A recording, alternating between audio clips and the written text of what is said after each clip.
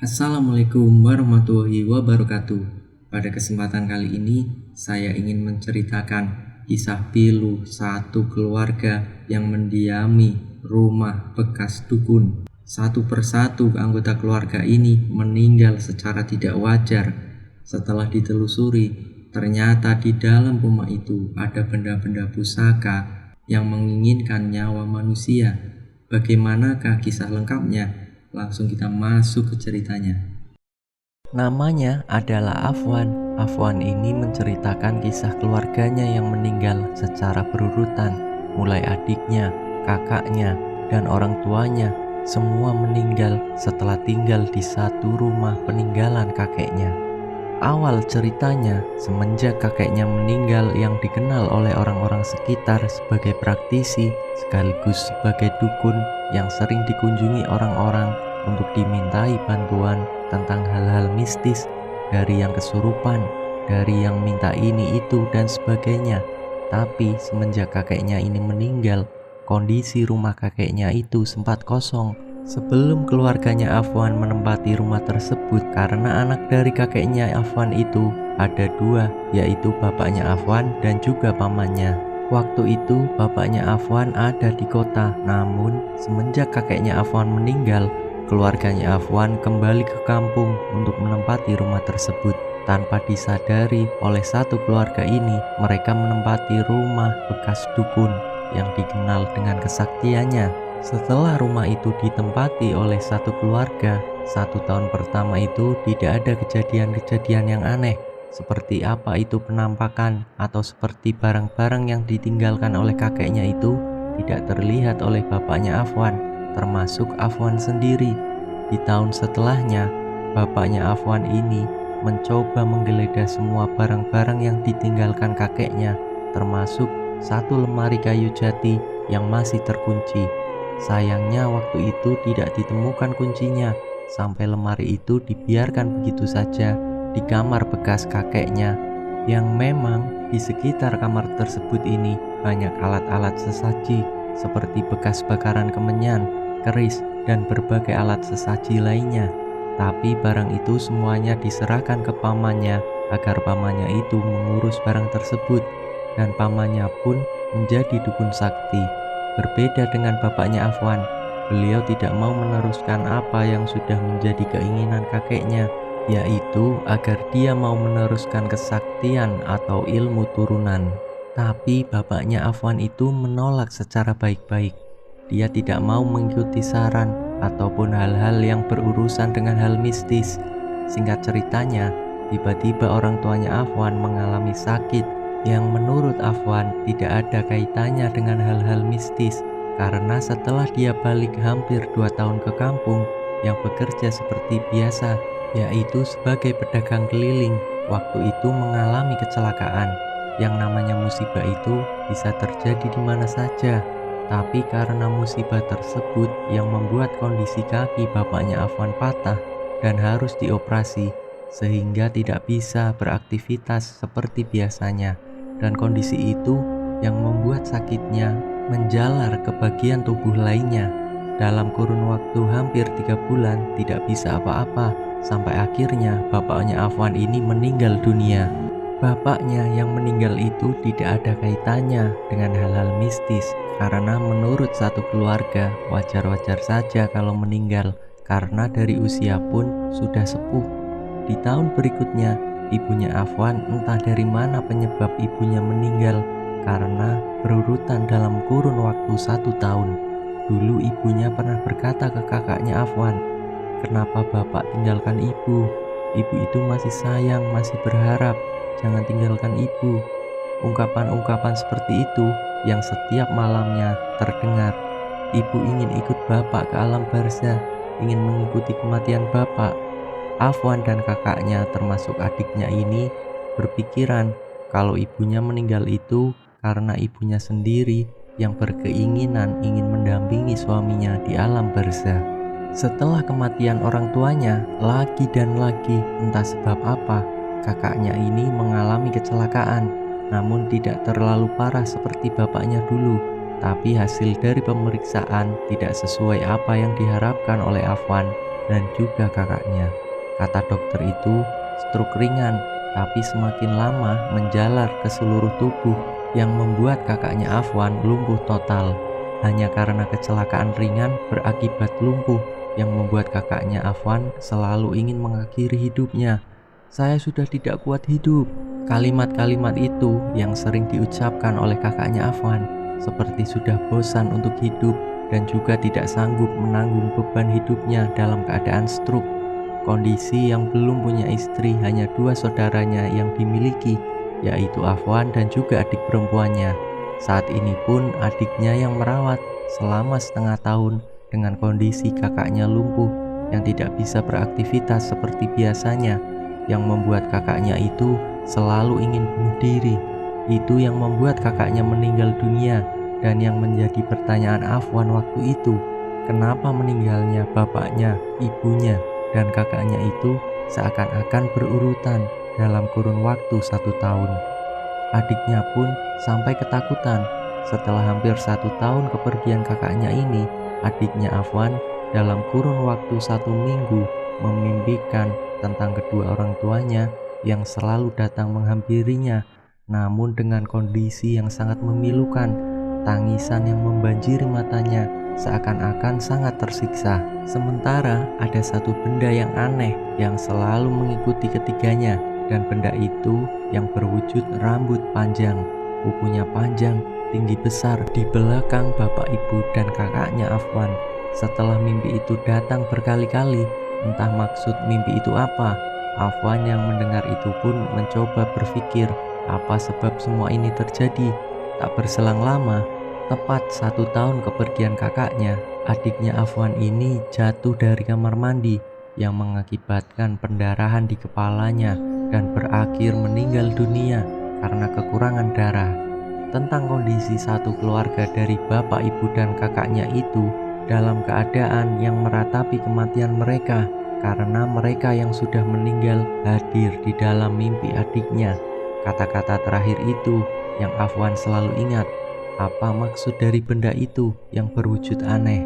Singkat ceritanya, setelah kematian satu keluarga kecuali Afwan, dia menanyakan ke pamannya yang sekaligus sebagai dukun atau praktisi, "Sebenarnya ada apa, Paman? Kenapa kematian bapak, ibu, kakak, dan adik berurutan dalam kurun waktu 4 tahun?" Pamannya ini awalnya enggan menjelaskan, tapi Afwan yang mengancam dan menuduh pamannya menumbalkan bapak, ibu, kakak, dan adik. Namun tetap saja pamannya tidak memberitahu apa yang menyebabkan satu keluarganya itu meninggal secara berurutan dari tahun 2014 sampai tahun 2018. Dengan begitu, Afwan menyebarkan kabar berita kalau kematian keluarganya ini disebabkan oleh pamannya sendiri yang sebagai dukun sakti yang dikenal orang-orang sekitar sebagai keturunan orang sakti, yaitu kakeknya sendiri. Ia menggunakan ilmu hitam untuk menumbalkan keluarganya Afwan, dan ini yang membuat pamannya geram sampai akhirnya pamannya tidak terima. Ia mengirim sesuatu yang tidak bisa dilihat oleh Afwan yang mengakibatkan Afwan mengalami sakit yang mendadak. Tapi Afwan yakin bahwa satu kekuatan, yaitu yang Maha Kuasa, Allah Subhanahu wa Ta'ala. Dengan keyakinannya itu, Afwan berjuang sendiri selama berbulan-bulan tanpa meminta pertolongan siapapun, entah itu kiai atau siapapun. Dia masih meyakini hanya berlindung kepada Sang Maha Kuasa. Dengan ketekunannya, istiqomah, dan berzikir, Afwan juga memang dikenal sebagai anak yang soleh di lingkungannya.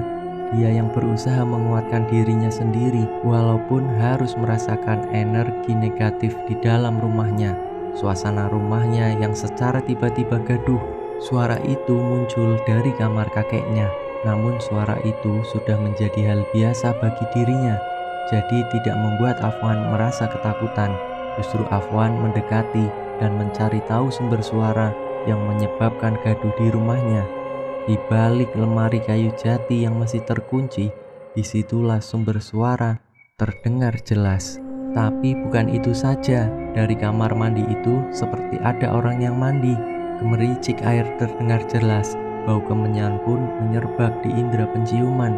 Hal itu sudah sangat sering dirasakan oleh Afwan, apalagi semenjak bapak ibunya meninggal. Keadaan rumah itu seakan-akan sangat menyeramkan dan penuh teka-teki. Dari benda-benda milik kakeknya yang setiap malam mengeluarkan suara, rumah yang dihuni satu keluarga menjadi seperti rumah yang sangat menakutkan. Dia tinggal sendirian.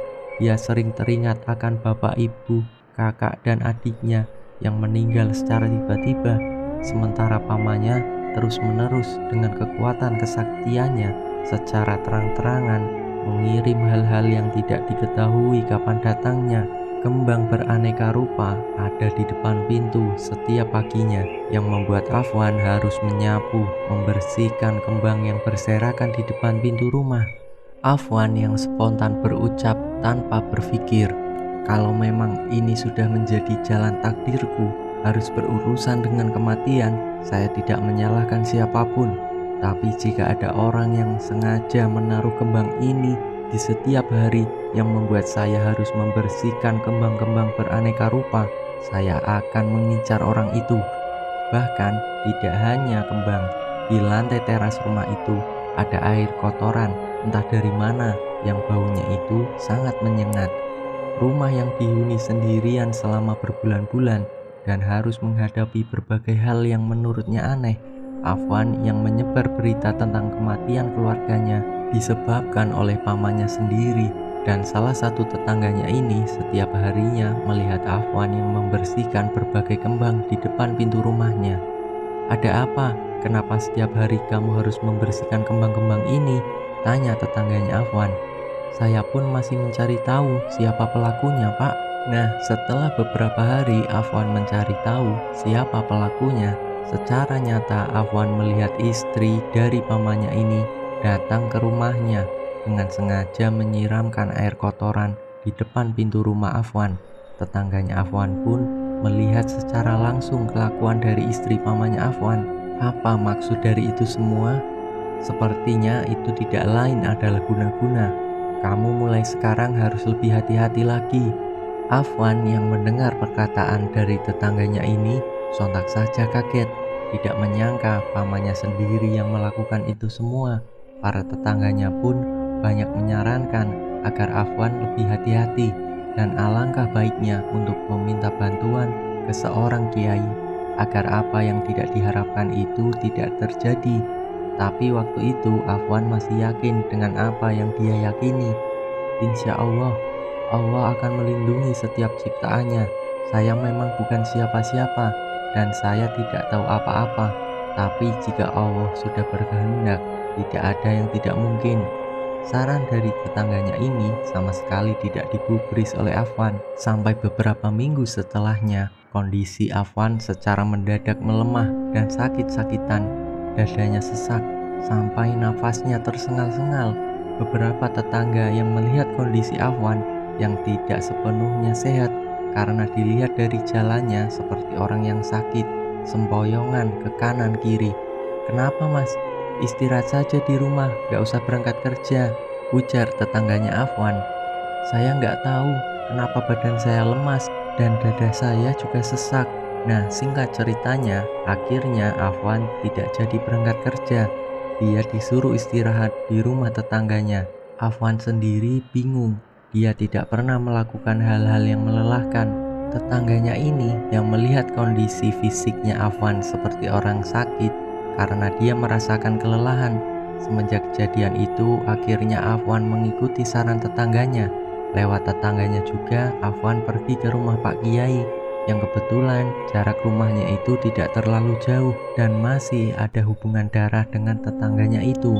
Singkat ceritanya, setelah Pak Kiai ini mengobati Afwan, Pak Kiai ini menjelaskan kalau sakitnya Afwan itu bukan sakit yang seperti umumnya, tapi sakit yang dialami itu adalah sakit dari kiriman yang bentuknya juga tak terlihat. Yang lebih tepatnya itu ilmu hitam yang sengaja ingin membuat Afwan kesakitan dan tidak bisa apa-apa. "Siapa pengirimnya, Pak Kiai?" tanya Afwan. "Kalau yang saya lihat, dia ini adalah pamanmu sendiri dan sebaiknya untuk beberapa hari ke depan kamu jangan mendiami rumah kakekmu dulu, karena jika kamu sendiri di rumah, maka ilmu hitam itu akan dengan mudah menyerang tubuhmu. Setelah semua itu selesai, Afwan yang tidak sendirian dilarang untuk pulang ke rumahnya, tapi tinggal di rumah tetangganya. Afwan yang merasa risih karena mengganggu kehidupan keluarga dari tetangganya. Namun tetangganya itu yang memang secara ikhlas lahir batin tujuannya untuk membantu Afwan karena kasihan dan tidak tega melihat Afwan itu sakit-sakitan. Kemudian tetangganya itu mengurus dirinya sendiri karena sudah tidak ada lagi saudara yang menjenguk ataupun mengurus Afwan. Perilaku tetangganya yang sosialnya memang luar biasa membuat Afwan akhirnya mau tinggal di situ. Setelah Afwan dirawat di rumah tetangganya, rumah kakeknya itu kosong hampir 2 minggu lamanya.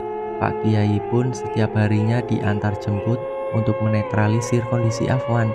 Itu semua 1 minggu antar jemput oleh tetangganya karena Pak Kiai yang usianya sudah sepuh dan tidak muda lagi. Selama 1 minggu lamanya, alhamdulillah kondisi Afwan membaik. Nafasnya mulai bisa normal kembali dan kakinya pun sudah dirasa pulih kembali, sudah beraktivitas kembali. Rumah yang ditinggal hampir 10 hari karena dia dirawat tetangganya, makan, minum, dan segala-galanya tetangganya yang mengurus. Sampai akhirnya Afwan balik lagi ke rumah kakeknya. Suasana rumah yang sangat menyeramkan, bukan hanya menyeramkan saja, tapi suasananya itu benar-benar tidak nyaman. Ketika masuk rumah, hawa panas langsung menyambutnya. Suara gaduh pun terdengar dari kamar kakeknya yang membuat Pak Kiai itu diundang lagi untuk menetralisir rumah kakeknya itu. Pak Kiai yang mengetahui isi rumah itu, yang ternyata di dalam rumahnya benar-benar banyak penunggu yang berasal dari peninggalan kakeknya Afwan sendiri. Dan bukan itu saja, tapi ada sosok gaib yang sengaja dikirimkan oleh pamannya untuk mencelakai Afwan. Setelah mengetahui itu, Pak Kiai mencoba untuk menelisik lebih dalam lagi. Rumah yang dihuni Afwan selama ini penuh dengan benda-benda keramat, dan ternyata kamar yang dihuni adik perempuannya itu ada lemari kayu jati yang ditinggalkan oleh kakeknya. Setelah dibuka paksa oleh Afwan dan Pak Kiai ini menemukan satu kotak hitam yang dibuka. Di dalamnya itu terdapat jenglot yang dibalut dengan kain kafan. Matanya yang dengan jelas melotot pun ditutup oleh kain kafan. Afwan yang hendak membuka penutup mata itu dilarang oleh Pak Kiai karena jika dibuka, pengaruh negatif yang ada di jenglot itu akan menyerang siapapun yang melihat jenglot itu dan akan menjadi celaka. Setelah jenglot itu ditemukan, Pak Kiai menyarankan agar diadakan doa bersama dengan mengundang para tetangga. Singkat ceritanya, hampir 3 hari berturut-turut Pak Kiai datang untuk mendoakan bersama dengan para tetangga untuk mengaji di rumah kakeknya Afwan dan juga untuk menetralisir seluruh pengaruh-pengaruh negatif termasuk peninggalan kakeknya. Setelah hampir 2 minggu pengajian rutin dilakukan yang dipimpin oleh Pak Kiai, sampai rumah itu benar-benar tidak ada lagi hal-hal yang aneh. Dari mulai suara gaduh, suara tidak lagi terdengar. Untuk pamannya Afwan sendiri yang sudah berbuat tidak baik kepada dirinya, Afwan sudah memaafkannya. Dan sekarang pun paman serta istrinya sudah bertobat. Sampai akhirnya Afwan menikah dan mempunyai anak yang masih tetap tinggal di rumah peninggalan kakeknya. Alhamdulillah, Afwan sekarang tidak lagi mengalami kejadian-kejadian aneh seperti dulu saat tinggal dengan keluarganya yang sudah meninggal dunia terlebih dahulu. Selesailah cerita ini. Semoga kisah ini bisa memberikan manfaat untuk kita semuanya agar kita selalu waspada dan hati-hati dengan apa yang pernah kita lakukan. Akhir kata, wassalamualaikum warahmatullahi wabarakatuh.